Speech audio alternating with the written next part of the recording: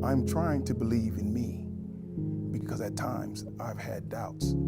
I wonder if anyone notices it. In my conscious eyes, they do. My conscience is awake and it tells me that everyone knows. Only intelligent beings can be fully conscious and aware. Am I?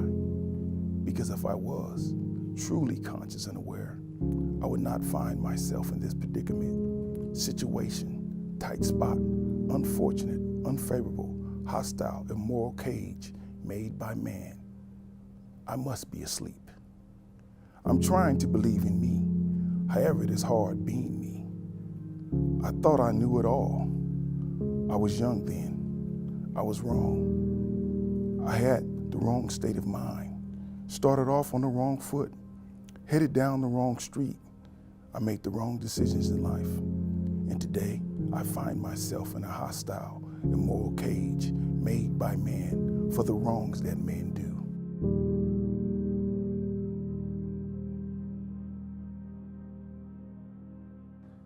In California, there's about 5,700, 800 men and women serving life without the possibility of parole.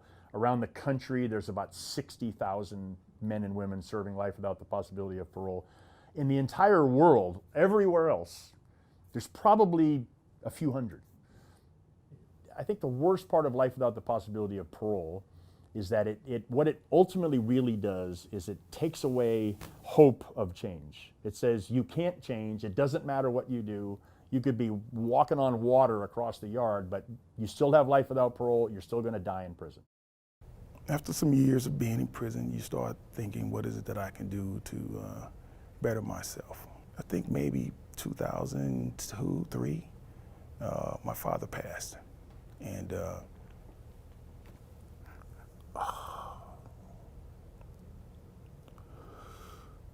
so when he passed, it was a shock. But I didn't want this to be my legacy. So I thought it was time for me to do better. It wasn't until my 12th year in prison that I decided to change, because everything felt so numb. Once I asked the question of who I was, I felt shame, you know, and I decided to say, what can I do to change that? And it was through education. I got lucky and transferred here to the progressive programming yard, where they had an education system set up in a prison. When we first started in there, I didn't even have a classroom. I was teaching in the housing unit or on the yard, you know, with guys doing pull-ups around me and stuff like that.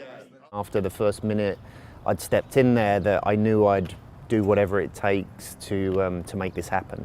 Most of us did not believe that would ever happen, you know, in this type of setting, especially for many of us that are sentenced to life.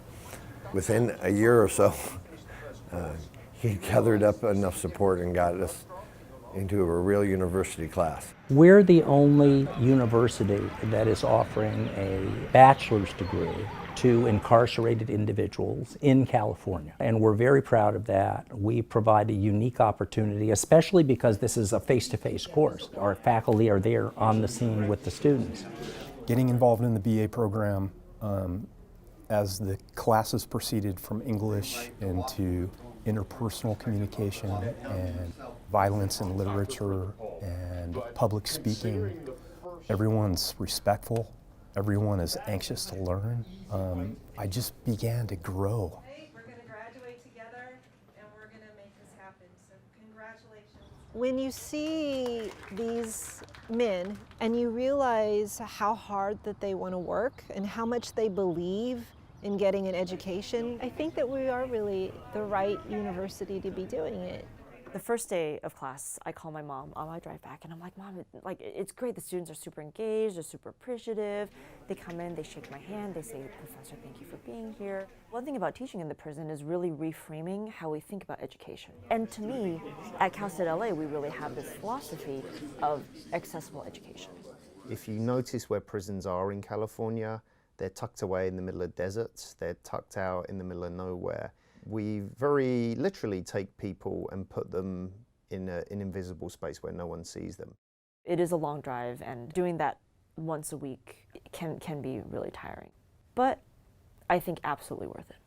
Initially when we set this up, and one of the ways we pitched it was that the students here would be mentoring the incarcerated students, and actually almost to the person it turns out to be the other way. Dear Daisy, good morning. I hope this letter finds you in the best of conditions. Your letter was mind-blowing, to say the least. I can tell a lot about someone's character through writing them. I'm not sure how. It may be a gift or just the vibe. Whatever it is, my first response was, oh yeah, she's the real deal for sure. I have had some students that have been going through some very difficult times. They're signing up for an English class. They don't know they're going to be writing to a prisoner. And then as the exchange goes on over the semester, their writing partners have been the ones that have really given them so much comfort and helped them through that difficult time. For the student, obviously they're very grateful that that happened. But then for the incarcerated writer, it's something that they can really be proud of, that they get to touch their life in a positive way. It's different because if I'm having a conversation just with somebody on the yard, it's not as, how do I say this without sounding horrible, intellectual. By the time I started to write the Cal State Student, I was free enough to talk about it. And I think we related more on that, right? Like, it's motivating. I was no longer an inmate, right? I was just another human being, as we all should look at each other as, right? Life Without Parole are this stable population in there. They're like this kind of tenured professors, if you like. So if you educate that population, when the young kids are coming into the yard, they're developing a culture from the elders. Because when they see an inmate that's serving life without parole, trying to get his education, it gives these other guys that have dates to say, man, like, if he's doing it, I'm getting out. So I need to get my stuff together so I can go be a productive member of society. Most of our papers and things that we write to the kids about what we've been through. Because I can say to a kid, look, I've been down 30 years. Don't take this road. This is not the road you want to be on. I would speak to my family about education. I can hear in their voice the positive response that's coming from them, and it just encouraged me from there.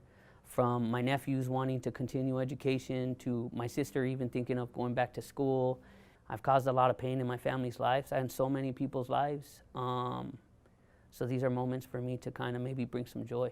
I love it. I love the program. I think it should be in every prison. I think it should be a requirement. You know, the public has no idea how much education actually changed the mentality of inmates.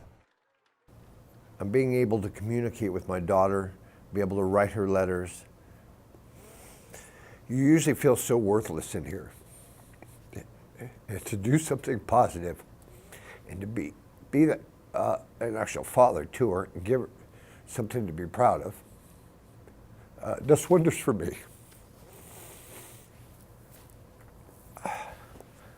You know, and that's probably the biggest difference right there. You don't, it's almost like we're treated as human beings again, and that's one of the things that this program here at this institution has done. It treats us as individuals and not just a number. You want to redo the poem first? Yes, please. Okay, we can start off with that. Let me see here. This poem is called Believe. I'm trying to believe in me, and I'm holding on to my sanity so that I may believe that I will say the right things, do the right things, to be on the right side of things, to wake up on the right side of the bed, in the right state of mind, to start my day off on the right foot, to make the right decisions, and hopefully I will end up believing with those that believe in me, see in me. I like that poem. It's about me.